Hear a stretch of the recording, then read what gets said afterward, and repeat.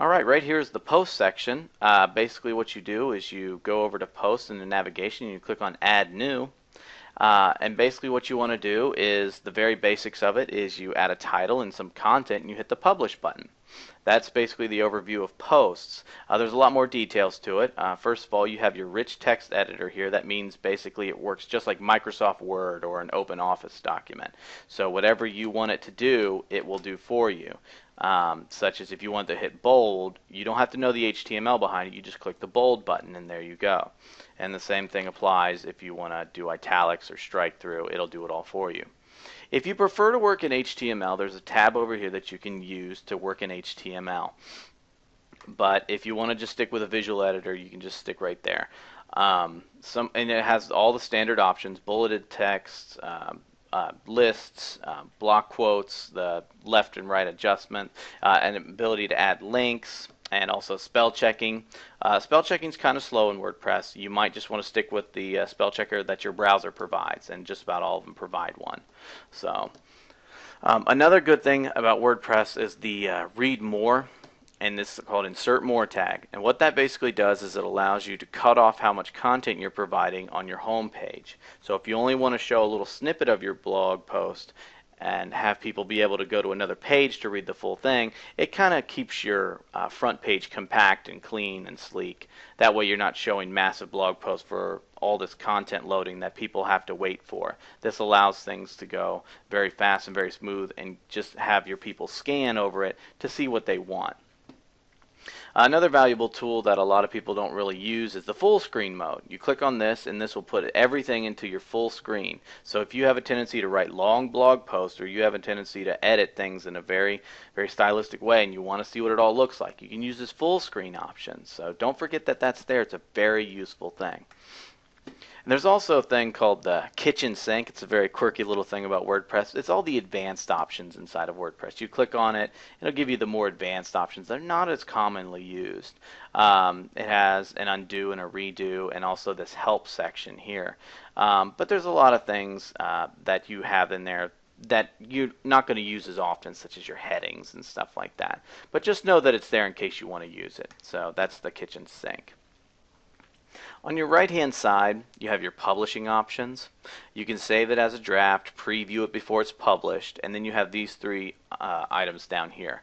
This is the status of your actual blog post. If you click edit on that, right now it's a draft because I haven't published it, but if it was published it would say published.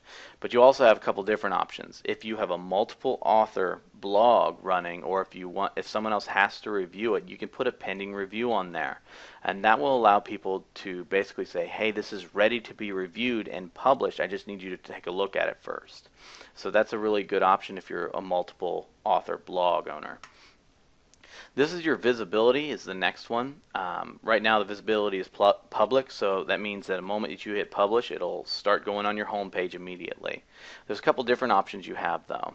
First of all, under public, there's a little option that says stick this post to the front page. That's basically a sticky, such as in a forum sticky. Basically, it doesn't matter what else comes before or after it. This will always be in the top first post of your front page. So if you have something that's important that you want to announce to your blog, you basically want to put that as a sticky post, and that's how you do that. The next one is password protected. Basically, it'll still show up to everybody as a post that you can view, but in order to view it, after they've clicked on it, they're going to have to enter a password to see all the content. So this allows you to keep maybe protected content under passwords, such as downloads and videos and premium content. You just put it under a password and you can distribute that password to certain people for them to view. So it's a good feature to use, but remember that the password you have to give out. So the next one is kind of like password protected, except for no one's going to be able to really view, not too many people are going to be able to view this except for certain users. Non-registered guests will not even be able to see that this is even a post if it's set to private. A private post is exactly that. It's for not many people. So if you set something to private and send somebody to it and they're not a registered member of your site, they're not going to see it. It'll actually show up as a 404 error. So something to keep in mind. A lot of times you're just not going to use private posts. A lot of times you use either password protected or public posts. So All right, and then the next one is when you decide to publish something. That's why it says right now publish immediately. So if I click on this publish, it'll automatically go to my front page in my blog roll on my home page. So, but if you click edit, you can adjust the date whenever you're going to post your blog.